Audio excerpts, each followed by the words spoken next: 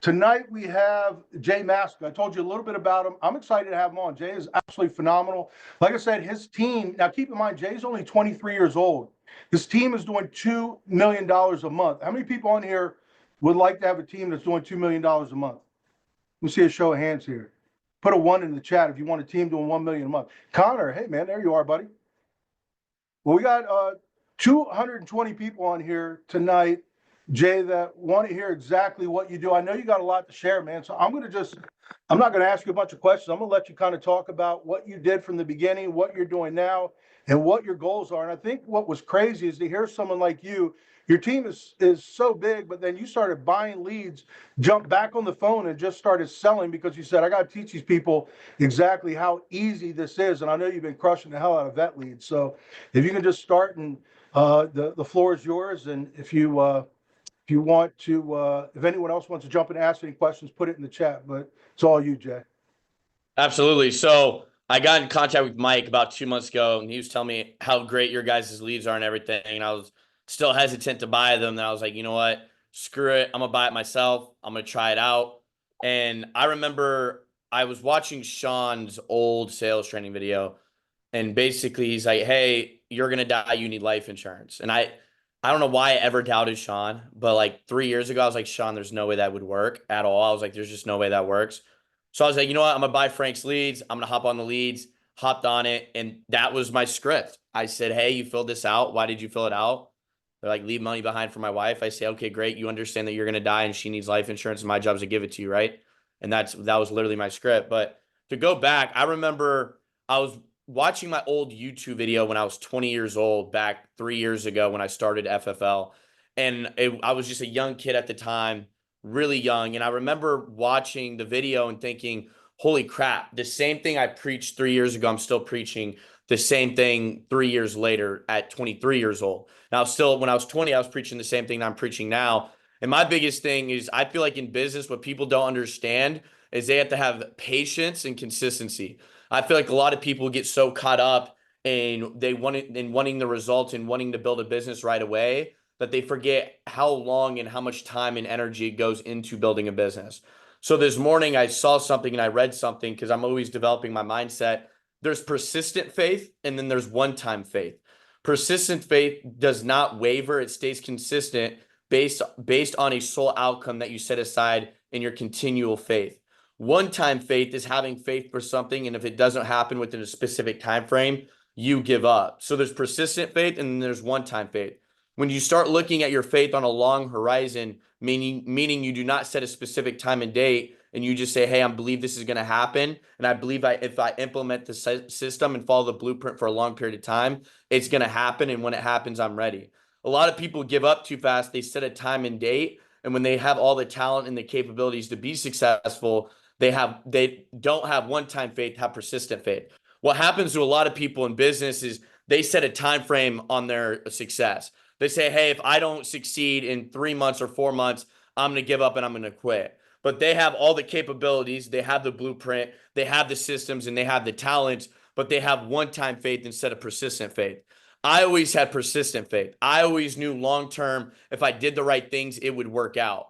Like, I believe in God, but there's no physical evidence that God is real. I just have faith that God is real.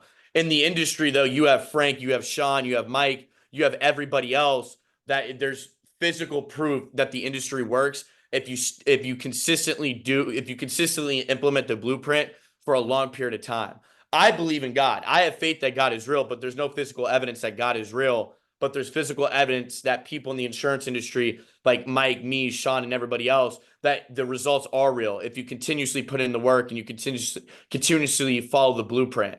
And I have 3 steps that I follow within the insurance industry, and that's sell, hire, and develop people. You don't get paid to hire people, you get paid to develop people.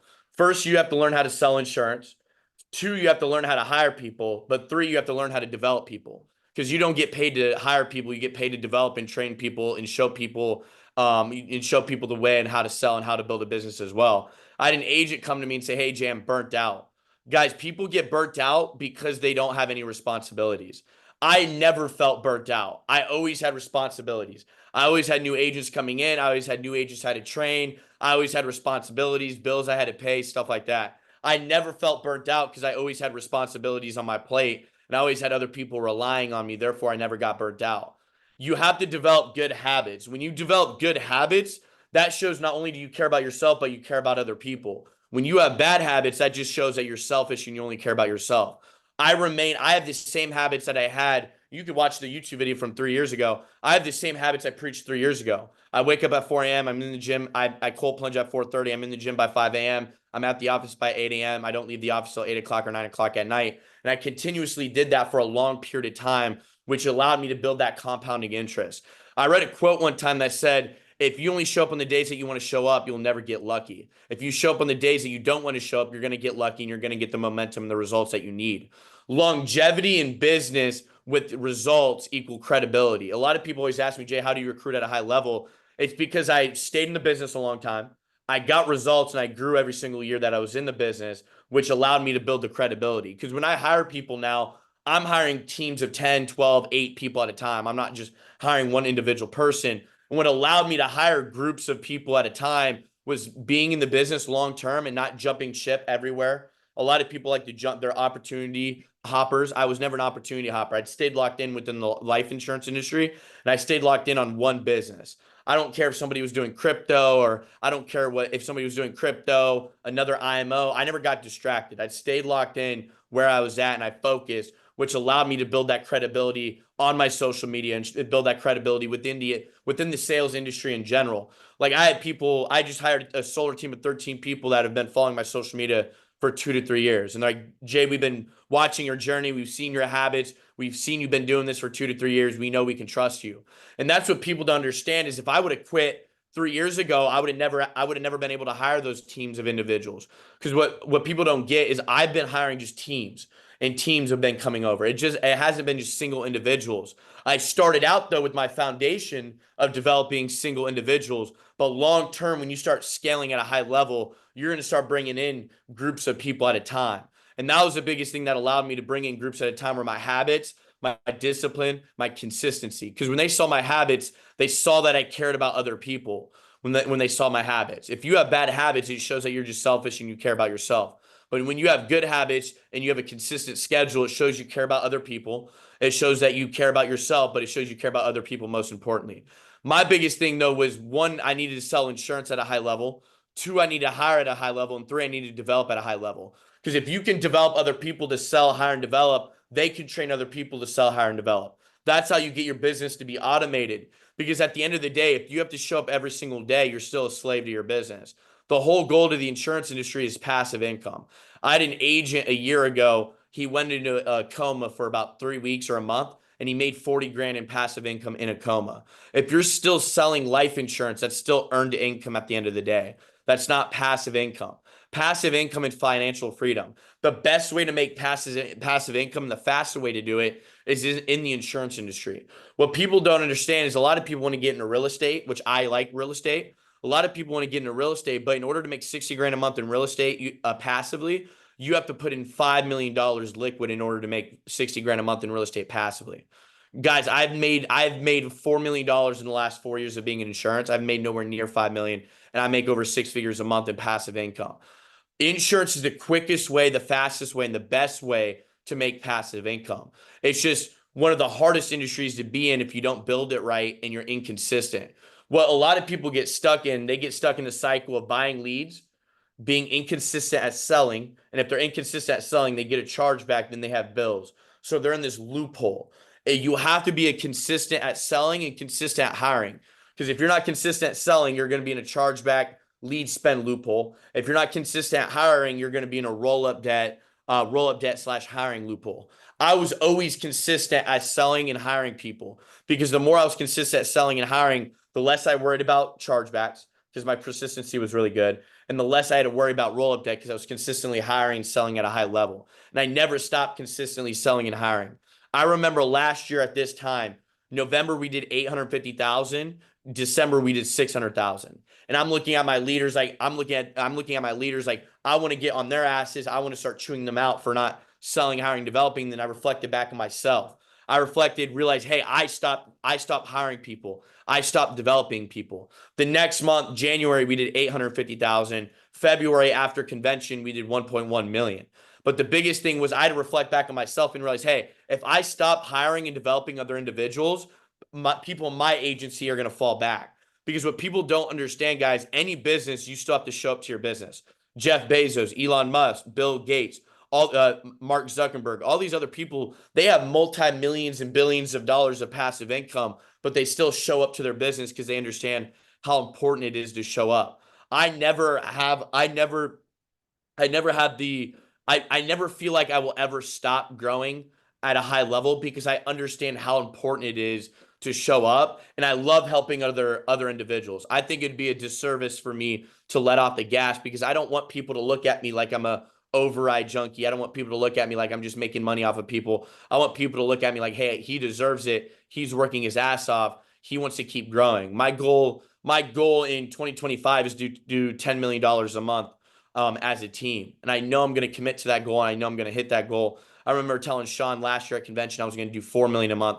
I didn't hit 4 million a month, but I doubled from January to the end of the year this year. I'll open it up to questions because I could rant forever and talk forever. But my biggest thing is sell, hire, and develop, and you have to do those three things consistently. I think the hardest thing is to do those three things consistently while you're not getting the results you think you deserve. Because I had an agent tell me, Jay, I'm waking up early, I'm showing up, I'm dialing 200, 300 people a day, but I'm not getting the results that my habits don't reflect the results I'm trying to get within the business. So that's a big thing. I have something for you, Jay. I want you to tell that story. I remember when I first met you, you talked about a story, which I think is crazy and kind of shows exactly who you are and what you're willing to do. Tell that story about when you first came in, you went and saw an office, had no money, didn't even know what the damn rent was, and signed the lease. Talk a little bit about that, because that just takes something a lot of people don't have. Absolutely. So my mindset since I started the business, I always knew long term I was going to make it. And if you saw my Instagram story, which getting to Mike's point, if you saw my Instagram story, January or July 23rd of 2021, I tweeted on Twitter, I'm going to make over $1 million next year. And in 2022, I did not make $1 million. In 2023, I did not make $1 million. But in 2024, I'll make $2 million. My biggest thing about that was I knew I was going to make it. I just didn't know when it was going to be. So to answer Mike's question, I was the type of guy where if I had to sell my car to buy leads, if I had to sell my couch, my furniture, whatever to buy leads, I knew long-term, okay, I could buy that car 8 times in cash. I could buy that couch 8 times in cash. I always knew it was going to play out. But to go back to Mike's thing, I remember it was December of 2022, going into January 2023. I was looking for an office space, and I called Sean. I called other people that were really successful in FFL. I said, hey, I want to buy an office space. They said, Jay, start out 1,500, 2,000 square feet. I said, no, you don't understand. I'm going to have 80 people in the office. I can't start at 2,000 square feet. And at the time, I had 20 agents. I said, you don't understand. I'm going to be at 60, 80 people. I can't do 2,000 square feet. So I had an office tour. They didn't know my name. They knew nothing about me. And it was 6,600 square feet. And I said, hey, how do I get this? Because at the time, I had tax returns, but I didn't show income on the tax returns. I didn't have good credit. I had nothing to show that I could afford the office, and I could not afford the office at the time. But they're like, I said, how do I get the office? They hand me the lease, and I could have put a random name on there. I could have put Bill Fisher if I wanted to. And I said, there's no way that they're just handing me the lease, no credit check, no nothing. And I said, I need 2 months of rent free because I knew I couldn't afford the deposit at the time in first month's rent. I said, I need 2 months rent free, and then I can give you the deposit in first month's rent. They said, deal. I saw my name on it, and I look at my bank account, and I had $3,000 in it, and rent was $6,600. And I told myself, okay, I said, I need to sell an extra 8 people a month in order to afford the rent, because I knew an office and I knew the foundation. And I knew if I opened an office, that's what would implode my business. Well, January, we did $250,000. We opened the office in February. We did $450,000. Then we did $650,000. And then we did $750,000, $790,000, $800,000. And then we moved to Tampa. But that was the biggest thing, is I was always willing to take a risk. And I never looked at it. Broke people say they can't afford leads. Broke people say they can't afford an office. I was the type of rich person mindset says, how can I afford it? All right, I need to sell an extra 8 policies a month in order to afford that. Because everybody, Jay, always asks me, Jay, how do you recruit so much? I hired a videographer. Well, Jay, I can't afford one. How you're asking yourself the wrong question. You should be asking yourself, how can you afford one? Okay, you have to sell an extra 3 policies a month. That's how confident I was in the business and how confident I was in the leads and how confident I was in myself. So I never looked at an investment as, oh, I can't afford it. I looked at it, okay, how can I afford it? And I looked at my finances. I looked at how much business I was writing them up. I looked how many agents I had in the course, how many agents I need to bring in, stuff like that. But people always look at it like, I can't afford leads. I can't do this. I can't do that. I always looked at, how can I do that? How can I afford it? How can I add that investment? So I never looked at it like a bill. How can I add that investment into my business? And I always looked at it like, okay, I need to hire 2 more people. I need to sell 8 more policies. I need to do this, this, and that in order to afford it. That's awesome, man. That was crazy when you told that story. I couldn't believe it. Look where you are now. It's absolutely incredible. Is Now any my office rent is $65,000 a month. In 2023, it was $6,600 a month. is that between both offices? Yeah, Montana and Tampa. Now, why did you open the Montana office? Expand. I always wanted to be in Montana. We opened the Montana office a month and a half ago. We already have 80 agents in the office. Oh, that quick, 80, That 80 quick. people in there. Jay, how long were you not on the phone and you started buying leads? Because you called me, you were like, dude, this is so easy. I had to show everyone how easy it was. Like, you just jumped back on immediately and started making sales? Jump back on. I think I didn't sell insurance for about a year. I've sold I think 60 grand this year, but it was all referrals from old clients. But Yeah. like I decided everybody slows down around the holidays and around the hurricane, stuff like that. People were slowing down. So I was like, you know what? I'm just gonna jump on the phones. I'm gonna show them that I'm gonna sell insurance. And my script was, Mike, like I said, I watched Sean's podcast. I was like, there's no way Sean walked in the house and said, you're gonna die, you need life insurance. My job's to give it to you. So I said, because Sean's like, it's that easy. I don't know why people overcomplicate it. And I was like, there's no way. And I remember being 20 years old. I watched this Sean Mike podcast on how to set appointments for in-homes because I had this massive script to set an in-home appointment. And he was on the podcast. He said, I don't know why people don't just say, hey, my job's to go over your life insurance. I have a 6 a.m. and an 8 a.m. When can I come over? So like, there's no way that works. That same day I bought leads and I said exactly what Sean said. I booked 13 appointments in 2 hours. So fast forward 3 years later, I'm like, there's no way that I just say, hey, you need life insurance, you're going to die. Because my old script was like, it was pretty long. So I was like, there's no way you just say, hey, dude, you fill this out. My job's to give it to you. You're going to die. You need it. And that's literally my script. And I'll say, hey, Mike, shouldn't you call about the veteran life insurance form that you filled out? You remember filling that out? Great. Why did you fill it out for your wife? Perfect. Well, Mike, I've been working with the veterans going on 5 years, helping them out with their life insurance. My job isn't to sell you life insurance. My job is to give people life insurance that want life insurance. And if you don't want life insurance, I'll hang up the phone and move on to the next person. But if you want life insurance, I'll give you life insurance. I work with 30 insurance companies that work with the veterans that help them find an affordable rate. So if you want life insurance, I'll give it to you. So Mike, I don't want to waste your time or my time. Do you want life insurance and do you understand the importance of it? And they're like, yes. I'll say, hey, Mike, I'm like a waiter at a restaurant. My job's just to take your order and give you the life insurance. So how much a month did you want to spend towards your life insurance? Oh, I want to spend $100. Okay, any medical conditions? And based off the medical conditions, I'll dictate where that $100 goes towards, whether it's an IUL, whole life term, whatever the case might be. And then I say, hey, $100 is going to get you $100,000 coverage. Is that what you wanted? Perfect. Okay, where do you want the paper copy mailed out to? 123 Main Street?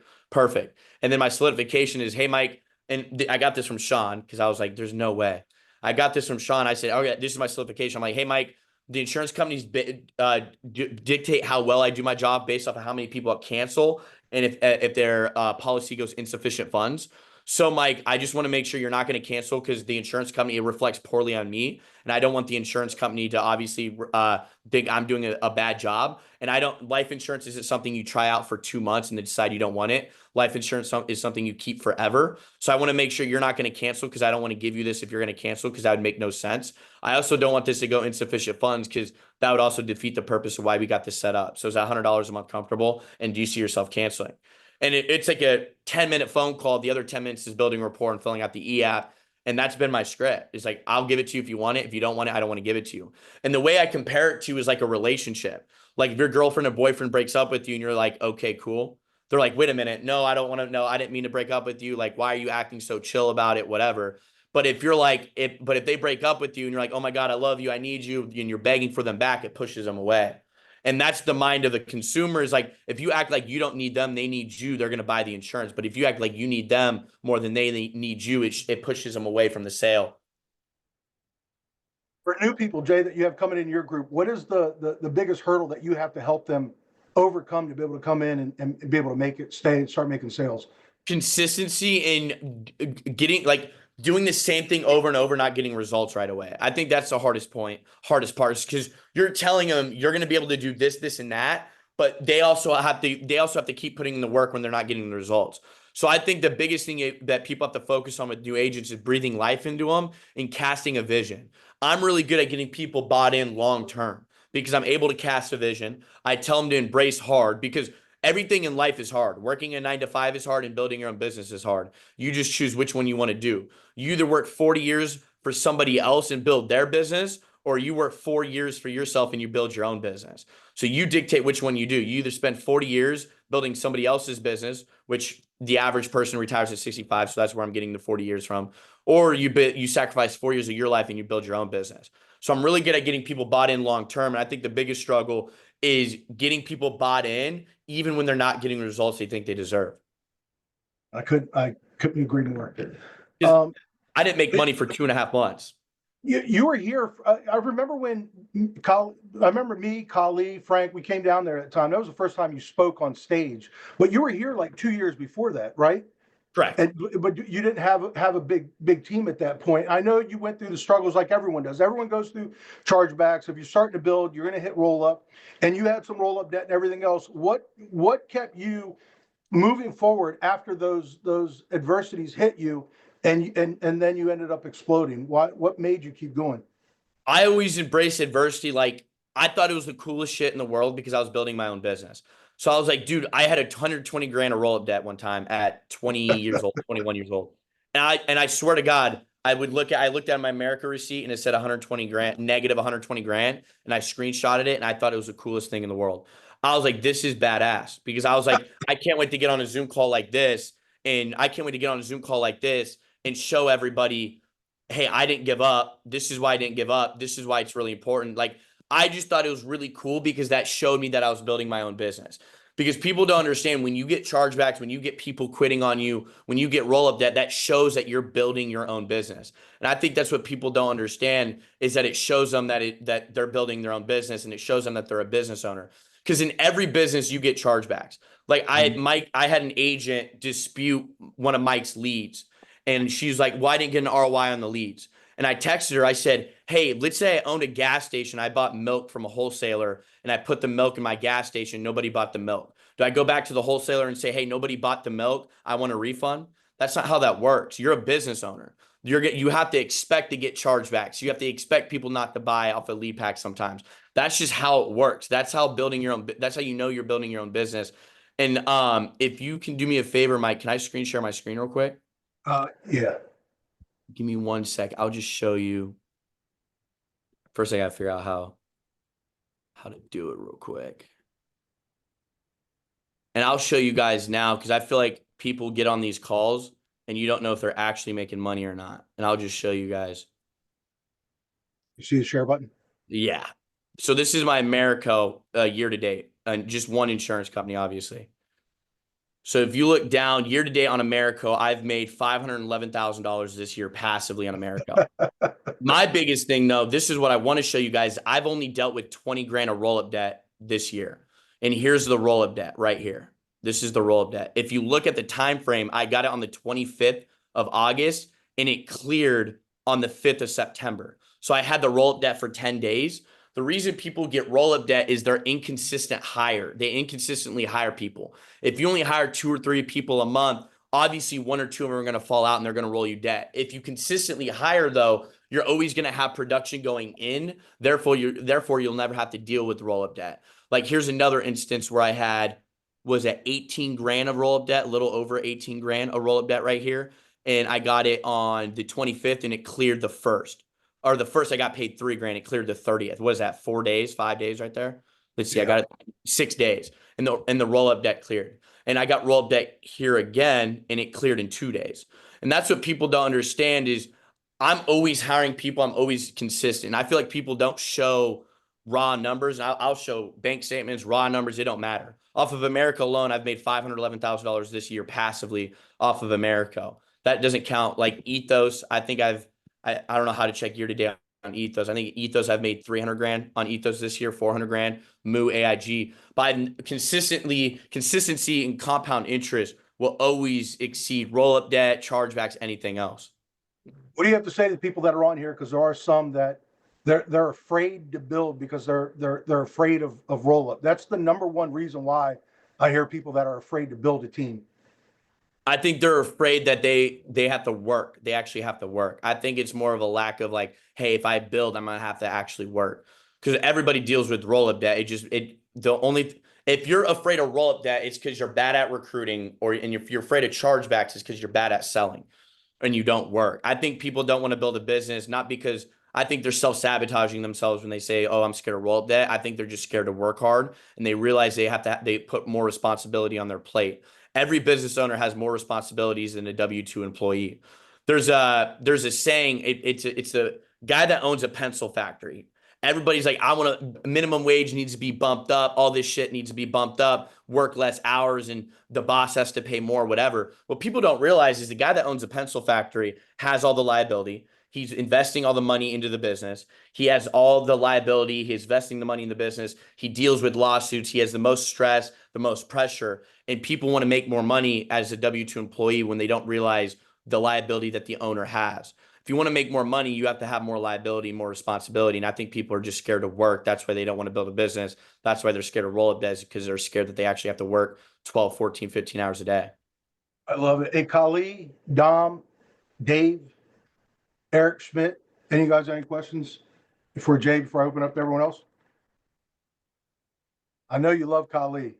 What's up, Jay? Hey, what's up? How are you? Doing good. How are you? Good to see you. What are you starting your team off with leads? What kind of leads are they starting off with, and what's their lead investment? What's that conversation look like? I start them off as age vets or vet leads. So I do Frank's age vets or vets leads. If you guys don't see any age leads on the CRM store, that's because my team bought all of them. Wow. Okay. We snag all the age leads. Okay. So just the age vets is what you're starting them with. Anything else? Age vets, I'll do some depending. So I'm getting away from like bronze and silver leads, but I'll give them my old leads and stuff like that. What I do with agents that work direct with me is I'll buy their first lead pack for the first week, and if they sell over $5 or $8 grand a week, I'll buy their next lead pack the following week. If they sell $5 or $8 grand, I'll keep buying their lead pack, and then eventually after the first month, I let them on their own. Okay, cool. Thank you, Jay. Appreciate you. Absolutely. Jay, on your sheet, when it says KS, that's a video done by Kali Somerville, just so you know. Really? Yeah, when they say something. That's actually hilarious. Someone asked for the script. We're recording this call, so you get a recording of this call, and then you can get Jay's script, which was pretty simple. Anyone else? Dom, Dave, Eric? Yo, Jay, what's up, dude? What's up, Thank Dom? you for hopping on, brother. This has been great, man. I do have a question for you. All right. You said I've been really good at getting agents to buy in the long term. Okay. And you gave the example 4 years to 40 years, and agents not getting the result as fast. How can you break down that first 90 days of that long term? I know that may seem like it's only 3 months, but as a new agent, and you deal with a lot of folks just coming into entrepreneurship, okay? How are you setting up that long term, even though it's 90 days? What's that first 90 days looking like, and how are you getting agents bought in early? Absolutely. So I'm going to screen share. I have like a code of conduct or whatever you want to call it, where it's 90 days all in. Oh, okay. So this is great. I'm huge on personal development. I don't care, like Sean says, I don't care people abs, none of that shit. I just care about personal development, because I think small habits lead to big habits. The more you develop your small habits, the more you're going to be able to handle the big habits and the big responsibilities. So this is what I give it to every new agent. Learn your script, gym every day, don't care the time, 10 pages of self-development sales training books, limit substances, nicotine, and whatever people use. Show up presentable, 200 calls daily, 3 referrals per sale, 50 DMs a day, daily affirmations, enroll 5 people in the course every week, write down rebuttals throughout the day, no negativity, be on time, be in contact with your mentor throughout the day, write down your daily goals, 100 leads per per dial day. So make sure you have 100 fresh leads per dial day. Buy leads Monday and Thursday, clean up at the end of the day, be respectful, motivate someone daily. Goals for the next 90 days, write $5,000 a week, sales manager, $50,000 a month as a team, save $20,000, have 5 writing agents, read 3 books. And this is a schedule that I give them right here, 6 feet, whether it's on Zoom or in the office. I used to run sales training at 7 a.m. I changed it to 8 a.m. So I got to change that on there. But getting people bought in long-term, I think it's huge. I think what happens a lot and what happens in general in the business is I'm really good at getting people bought in long-term. But I think what people get really confused at is they confuse accomplishment with momentum. They'll blow up and then they get an ego and then they think they can do it better than everybody and then they go backwards. And I think that's because that happened to me in 2023. I went from $200,000 to $850,000 and I thought I was the king of the world. Like I thought I was this macho man. And then I went to convention and I got very humbled at convention. I remember sitting at convention and everybody was leaving early. And I remember sitting at convention. I was like, holy shit. Like there's people doing 10 million a month, 20 million a month. And I didn't get to go on stage. And I texted Sean. I said, I promise you I'll be on stage next year. That'll never happen again. I will never get embarrassed like that again. And I think getting people bought in long-term starts with their goals and their values and what they want out of life. I'm huge on getting people to watch like Andy Frisella. He made 57 grand in 10 years. Like over 10 years in his business, he made 57 grand. Now he's worth over $100 million. He owns First Form, but he made $57,000 in 10 years. And that just shows you, and if you look at every successful person, Dom, it's always long-term. Alex Hormozy, Andy Frisella, Grant Cardone. You look at all these other business owners, you look at all these business owners, it's always long-term where they make their money. It's always on year 4, 5, 6, 7, or 8 where they make the money. And I was always huge on either you become the business owner or you work for the business owner that didn't give up because you gave up. And I think what always struck me was the consequence of not changing is not being successful. So I was always huge. That was like scary enough for me, was the consequence of not changing is not being successful. So if I didn't change my habits, my mindset, my long-term vision, my short-term vision, if I didn't change this about me, I was never going to be successful. Because a lot of people always ask me, Jay, how did you change? How did you do this? And it wasn't, how did I change? It was, if I didn't change, I wouldn't be successful. Jay, how did you get confident? Well, if I wasn't confident, I wouldn't be successful. So I had to change. The consequence of not changing is not being successful. And that was scary enough for me to change my habits. It was scary enough for me to change my lead flow, me hiring people, me being consistent, me being disciplined, and me showing up. Thanks, But I think people get bought in long-term when your mentor is bought in long-term. I feel like what happens to a lot of people in the insurance industry, and Mike, Dom, Eric, a lot of you guys can attest to this. We've seen people in FFL absolutely blow up and they've disappeared. And those were just money-driven individuals. I've always been people-driven. I was always the person that if I help more people, I would make more money, but I have to put people first. But I feel like all these people that blow up and have quick success and then they fall out of the business is because they are money-driven people. I've always been people-driven, which I've always been bought in long-term. And the more I was bought in long-term, the more my agents were bought in long-term. Hey, Jay. Thank you, first of all, for all your leadership and your energy. I really appreciate it. Love you, bro. Real quick, how important is your faith and also the time that you take for reading the podcast and the faith that's built into your schedule? How important is that time for you? Absolutely. I think it's the most important time of the day. I don't think reading a book makes you rich. I don't think going to the gym makes you rich. I don't think listening to a podcast makes you rich, but I think it allows you to develop those small, consistent habits that allow you to work when you're not getting the results that you think you deserve. Because I think the more you develop your mindset and the more you develop yourself, the more you get bought into the long-term vision and you understand that there's 2 hards in life. Working for yourself is hard, and building the passive income and sacrificing 4 to 5 years of your life is hard, but also working for 40 years for somebody else is even harder. I think the thing that struck me the most, Dave, was when I put things into perspective.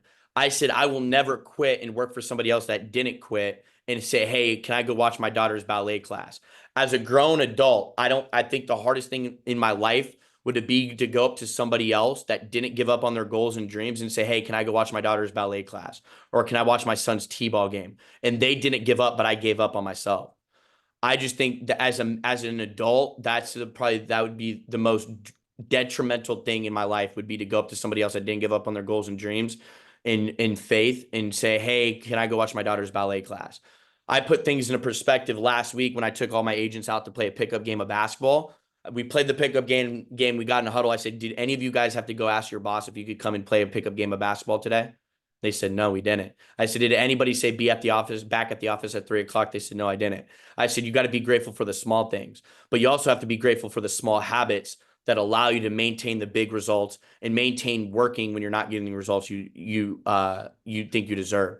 I think that's what allowed me to keep working when I didn't get the results that I thought I deserved, was developing the small habits that allowed me to have the mindset to keep working when I wasn't getting the results I thought I deserved. Thank you, brother. That's huge. Someone asked, Jay, I know a while ago, are you still doing the same thing? You only hire full-time people and they have to be in the office. You don't do any Zoom still, or are you doing that now? So that changed Remote? last week. Okay. Last week that changed. I've hired recently 2 people that have experience working virtual sales. So Yeah. I hired them. So I'm just now doing virtual sales.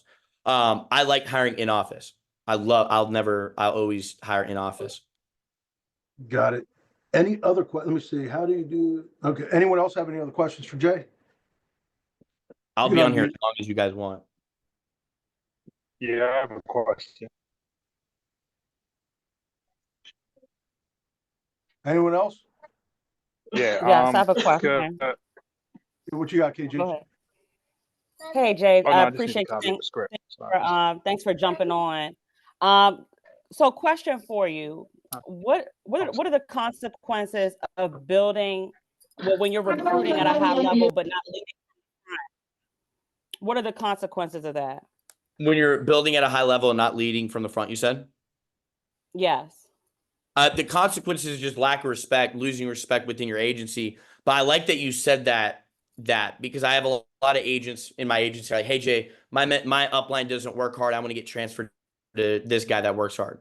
That's a W-2 mindset, is when you're like, hey, my mentor or my upline doesn't work hard. I want to get transferred to somebody else. That's a W-2 mindset. My mentor, when I first started, didn't work. I didn't have the mindset, though, of I want to get transferred to somebody else. I had the mindset of I own my own business. I own my own mindset. I own my own schedule. I'm going to build my own business. But to go back to that, everything falls back on leadership. And I feel like when you're scaling at a high level and if you're not leading at a high level, you're going to lose everything. I think people lose their business when they stop working hard, they stop developing, and they stop maintaining the habits. But I think the biggest thing is a lot of people get into insurance when they work the W-2 job and they have the W-2 mindset. And if you have a W-2 mindset, in my opinion, there's a lot of W-2 jobs that make a lot of money. So this isn't me bashing W-2 jobs. Without W-2 jobs, we would not have roads and we would not have bridges and buildings and everything else. So I respect W-2 employees, but most W-2 employees are broke. We can all agree with that. Most W-2 employees are broke. So if you come over with a W-2 mindset, you're coming over with a broke mindset. That means you have to develop a rich person mindset. Jeff Bezos said something that was so crazy. Like, I loved it. Jeff Bezos will not allow his daughter to not marry somebody that's not rich. And everybody's like, oh my God, that's so terrible. No, it's not. It's not about what's rich in his bank account or her bank account. It's what's rich in their mindset that allowed them to get rich. It's the habits, it's the mindset, it's the consistency, it's the discipline. That's why Jeff Bezos wants his daughters to marry somebody rich, not because of they're rich in their bank account, but they're rich in their mind, they're rich in their habits, they're rich in their discipline, they're rich in their consistency. But to answer your question, everything falls back on leadership. And I don't think it's that big. I think to yourself, if you don't work hard and you're building a massive business, it's going to hurt you. But being somebody's downline that doesn't work hard and their upline doesn't work hard, it doesn't affect them at all. It shouldn't affect them at all. Because if your upline affects the way you do business, you have a W-2 mindset and you got to fix your mindset. Great. That's good. Laura asked if you have any suggestions on podcasts that people should listen to. I listened to Andy Frisella, Alex Hormozy, Eric Thomas, Tim Grover. What's his name? Older guy, really smart. Gosh dang it. Jim Rohn. Oh, Jim Rohn. Jim Rohn. I Yeah. listen to him. I listen to Awesome. John Maxwell, Nick Saban. I'm huge on listening to motivational podcasts. I listen to business podcasts. I listen to mindset podcasts. I'm huge on listening to all different aspects of development. And the biggest podcast I listen to, though, guys, is Sean Mike. And guys, I'm going to leave it off with this, Mike, and I think this is really important. Who gets DMs from other insurance IMOs? Does anybody on this call get DMs from other companies? Yep. Okay. And can I be blunt? Is that okay, Mike? Sure. If you get DMs from other IMOs and other insurance companies, that means you do not work hard and you are an absolute, like, you don't work hard. I'm gonna try and make this as nice as possible. If you get DMs from other insurance companies, that means you don't develop, you don't work hard, you don't sell insurance, you don't hire people. Guys, when I hire people, when I go to DM other insurance agents, I go to the bottom of the barrel because they're the easiest people to recruit. So if you're getting messages from other IMOs, that means you're at the bottom of the barrel. You don't work, you don't have discipline, you don't have habits. I'm unrecruitable. Nobody DMs me and says, Jay, are you looking for another opportunity? Nobody, because they know my habits. They know I work hard. They know my results. They know my discipline. They know my consistency. They know I work. They know I sell. They know I hire. I'm unrecruitable. If you get DMs from other people, that means you're recruitable. Therefore, I would feel bad about yourself if you get DMs from other people, because I don't get DMs from other people. Mike doesn't get DMs from other people. Jesse doesn't get DMs from other people. Eric don't get DMs from other people because they know they're unrecruitable. If you get DMs from other people, that's because you are recruitable. They know you have a weak mindset. They know you don't work. Because, and you know why I know that? Because I do the same thing to other insurance companies. I don't go for the top dog. I go for the bottom of the barrel because I know I can develop the bottom of the barrel. So if you're getting DMs from other companies saying, hey, we can offer you better comp, we can offer you this, this, and that, guys, it's absolute BS. It's bullshit. High comp doesn't make you rich. A good mentor, a good leadership makes you rich, which is why I only listen to Sean. And I told Sean, I said, hey, dude, like, I'm only going to listen to you. And he said, Jay, only listen to me until somebody does better than me. And once somebody does better than me, I'll tell you to listen to them. And I 100% agree with that, because you can have every IMO says we have the best systems. We have the best this. We have the best that. If they had the best systems, they had the best this, and they had the best that, they would be bigger than us. And they're not bigger than us. Therefore, And with that, man, Jay, I appreciate it. The recording will be out by tomorrow. Man, I can't thank you enough. Thank you. We had 226 people on here, and Jay dropped some nuggets, man. Thank you so much. absolutely. Take care, guys. All right, guys.